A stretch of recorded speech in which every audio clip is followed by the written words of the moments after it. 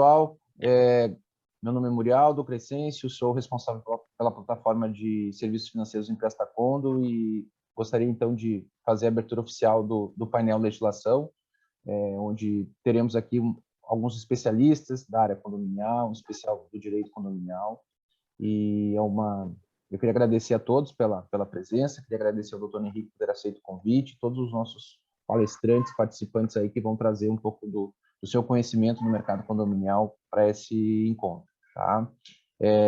Eu queria então passar a palavra para o doutor Henrique, que é o nosso coordenador, o nosso mediador aí dos debates. Bem, bom dia, pessoal. É sempre bom a gente estar aqui falando um pouquinho de direito condominial e a gente separou aqui alguns colegas, né, que para tratar de alguns temas sensíveis, alguns temas polêmicos e temas do dia a dia e que os colegas obtiveram sucesso, né, nas empreitadas judiciais ou extrajudiciais. Vamos colocar aqui em prática esse conteúdo, né? Então, para iniciar aqui os trabalhos, eu quero apresentar o nosso colega que vai começar, é o meu querido amigo, né, e até irmão, que eu denomino aqui, que o Direito Condominial nos deu, o Dr. Hugo da Costa, né? Ele é presidente do INADCON, né, Instituto Nacional de Direito Condominial, meu secretário-geral lá da Comissão de Direito Condominial de Taguatinga. Ele é pós-graduado em Gestão, em Direito Tributário e em Direito Público. Autor de alguns artigos e também leciona em alguns eventos para síndico, né? Com a palavra, meu colega Dr. Hugo, que vai tratar da temática de animais em condomínio. Bom dia a todos. É uma satisfação poder estar aqui com vocês.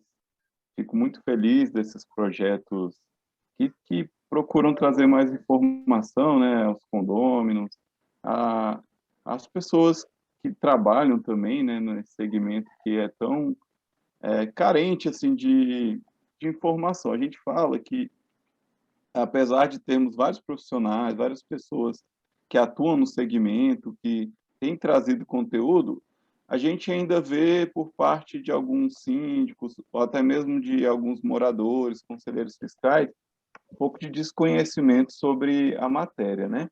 Eu vou tratar aqui sobre um tema que é bastante conhecido aqui e é um tema que traz muitos conflitos, né? Eu digo que ele está dentro dos Cs do condomínio, né? Que trazem problemas, que é cachorro, cigarro, calote, cano, né? E a questão também tem uns que colocam a Covid agora, né? Que é um grande desafio para os síndicos também, né? E carro, né? Que nas garagens também é onde nós temos bastante problemas. Eu estou agora tentando compartilhar, não está autorizando aqui. Espera aí. Tá, vê se consegue agora. Deixa eu dar uma olhadinha. Eu peço desculpa, às vezes vocês vão me ver olhando meio para cima, que é por conta do outro monitor que eu estou usando aqui. Conseguiu aí, Hugo? Abriu aqui, agora eu vou só pegar o arquivo aqui. Mas vamos lá, hoje a ideia aqui é trazer algo mais prático, né? A gente não ficar preso aqui também a questões muito teóricas, né? Inclusive não está dando aqui para compartilhar, mas eu vou trazer aqui para vocês uma questão aqui bem interessante. Primeiro, quando o Henrique nos convidou para esse evento aqui, a ideia era fazer um evento, um bate-papo sobre temas corriqueiros, né? Então, vamos lá. A questão dos animais em condomínio, ela sofreu uma grande evolução nos últimos anos, porque os animais, desde o Código de 16, eles são considerados bens, né? São propriedade, né? São regidos ali pelo Código Civil, e o Código de 2002 replicou essa questão, que são bens dotados, né, de sensibilidade, são considerados ali no conceito como semoventes. Só que hoje a gente sabe que os animais, há muito tempo, na verdade, até antes de começar a aula aqui, a nossa querida colega aqui, doutora Leite, colocou o seguinte, que é até um tema sensível, né? Você falar assim sobre os animais, porque hoje eles são considerados como entes familiares, né? Por muitas famílias, por muitos moradores de condomínio. Então, apesar de serem bens dotados, né, de sensibilidade, terem uma proteção legal, uma proteção que a Constituição traz, né, essa proteção legal, como também o próprio Código Civil, e existem os órgãos que protegem, né, nós temos o titular da Ação Civil Pública, o Ministério Público, temos entidades, né, entidades que fazem esse papel de proteção dos animais, temos a questão da nossa fauna, ali o IBAMA.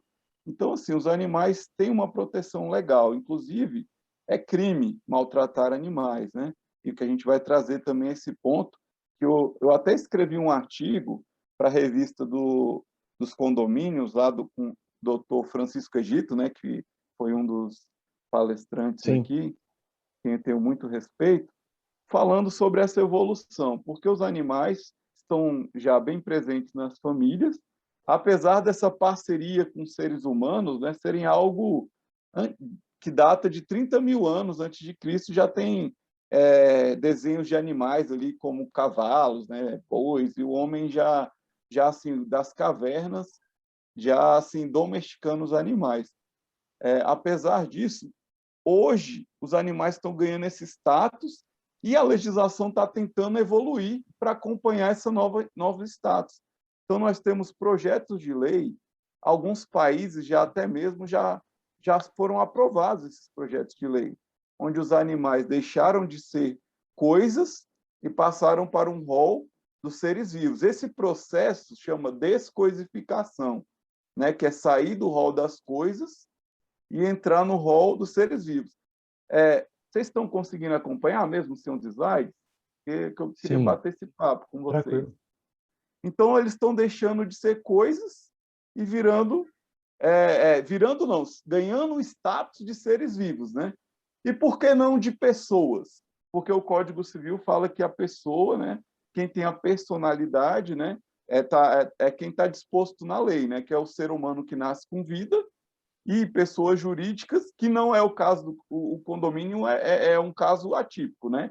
Que ele é um ente despersonalizado, tanto que ele é representado por um síndico, embora já tenha projetos de lei para personalizar o condomínio, né? Ter personalidade jurídica. Só que existem as empresas, associações, então a lei traz quem tem personalidade jurídica. Os animais não estão nesse rol. Quem tem personalidade jurídica é até mesmo complicado trazer isso, mas, ao mesmo tempo, eles têm vários direitos. Inclusive, eu fui uma palestra que, para mim, foi um divisor de águas no Brasil. Foi no primeiro congresso de direito condominial em São Paulo, paulista, que acabou virando nacional, que várias pessoas foram até lá. Me lembro do doutor Rogério, de Recife, Miguel Zain, a Érica, do Piauí, eu estive lá, o Breno, de Mato Grosso. E quando a gente foi discutir, acho que foi em 2018, teve um professor, que é o Simão, ele trouxe isso, olha, em um futuro breve os animais vão ter direitos de reprodução, de não ser impedida a reprodução, vão ganhar direitos nas áreas comuns. Hoje a gente vê que isso é realidade, né?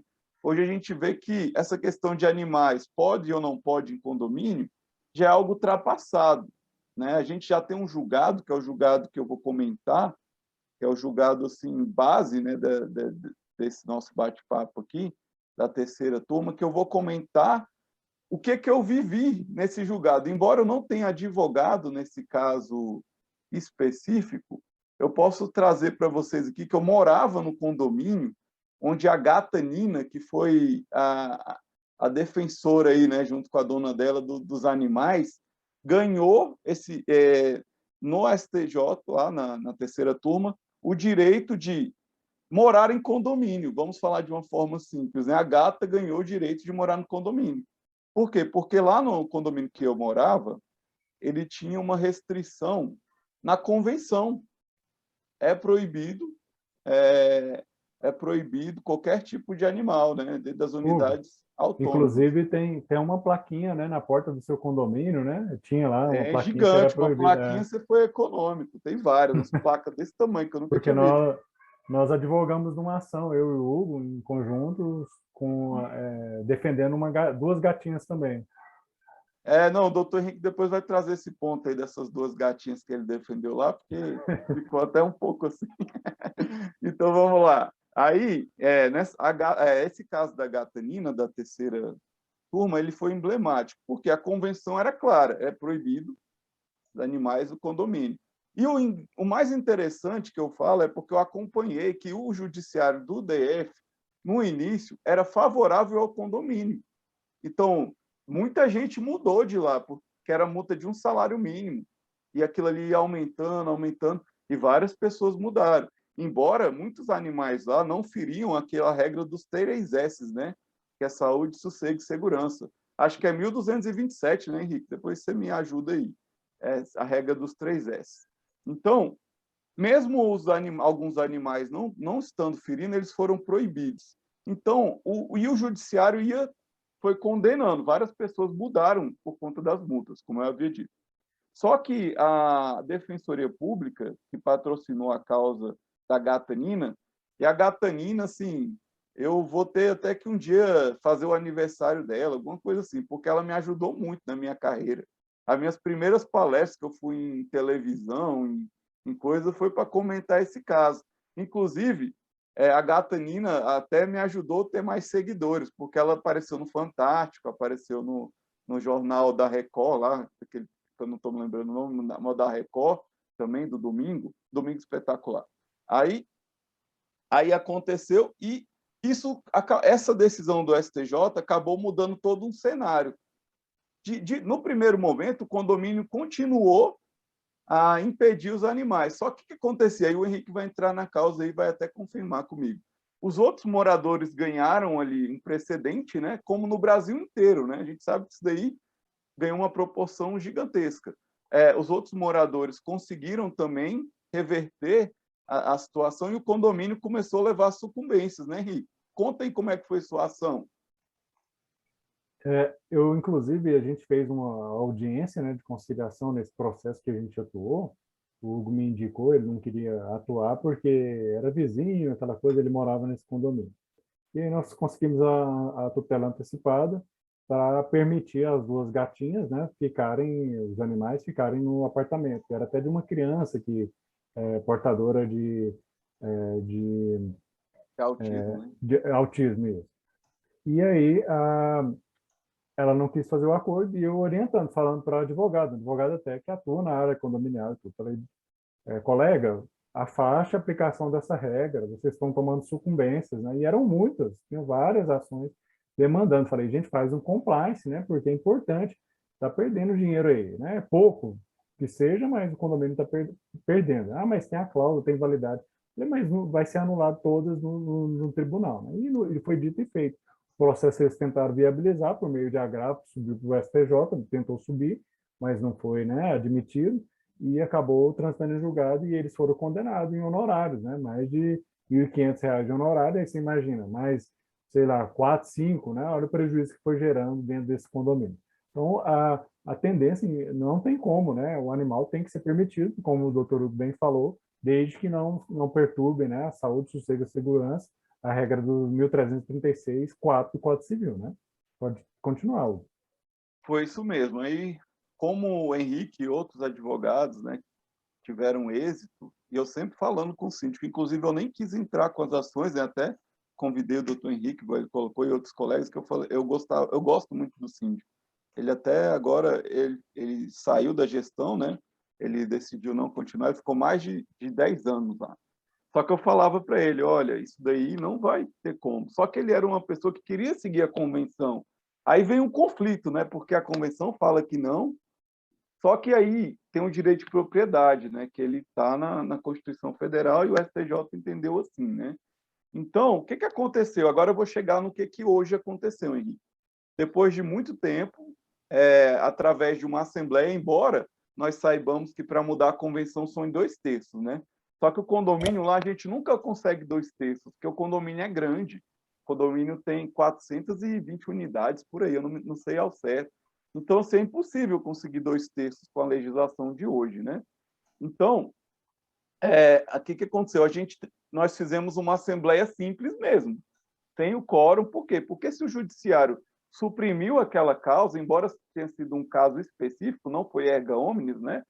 Mas a gente entendeu, nós vamos ter um prejuízo. Aí daí que vem a grande questão dessa conversa aqui, que é a análise da convenção tem que vir de acordo com a legislação do regimento, do regramento jurídico pátrio. Não adianta a convenção ter uma coisa que a lei não confirma.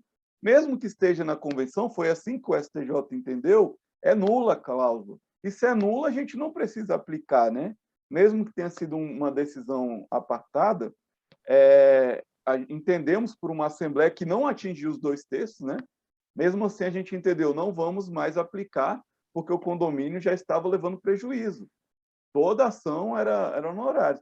E a grande questão lá, que hoje você chega no condomínio, você já vê vários animais, eu acho que tiraram as placas, fizeram até uma festa lá. Foi um negócio, assim, uma transformação notável, assim, foi algo que deu para perceber uma diferença que a legislação faz em uma comunidade, né? Que o entendimento de uma decisão transforma, né? Uma comunidade. A gente sabe que isso no Brasil inteiro foi replicado, né? Mas lá foi visível porque o condomínio brigou até o fim, acabou sendo sucumbente.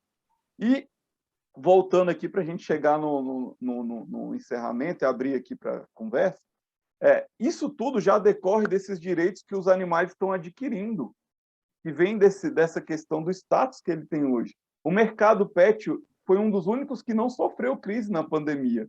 Pelo contrário, ele cresceu exponencialmente. Foi um dos mercados que mais cresceu. Hoje, a gente tem plano de saúde para cachorro, tem aplicativo para passear com cachorro, tem várias associações. Hospedagem, né? Hospedagem de cachorro. Hospedagem de cachorro.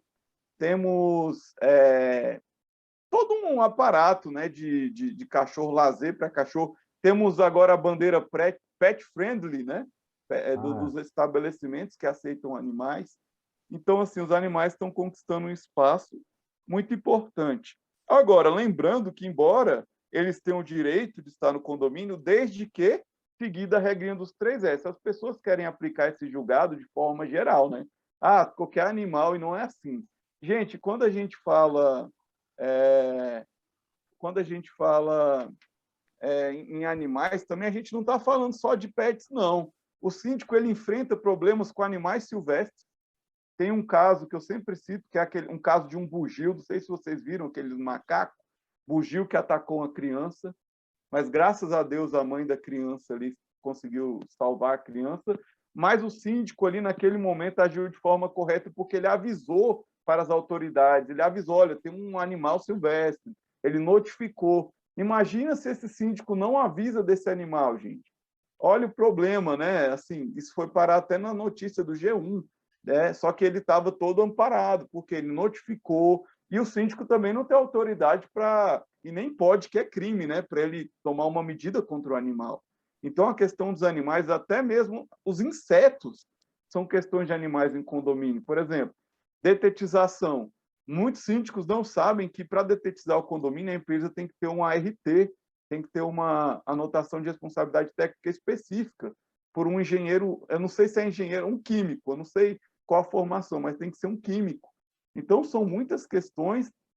Eu peço desculpas se eu não coloquei os slides aqui, mas é porque essa aula que a gente dá, ela dura muito tempo, e hoje eu queria bater um papo com vocês aqui, conhecer um pouquinho também mais da realidade, e agora eu estou aqui aberto às perguntas aqui.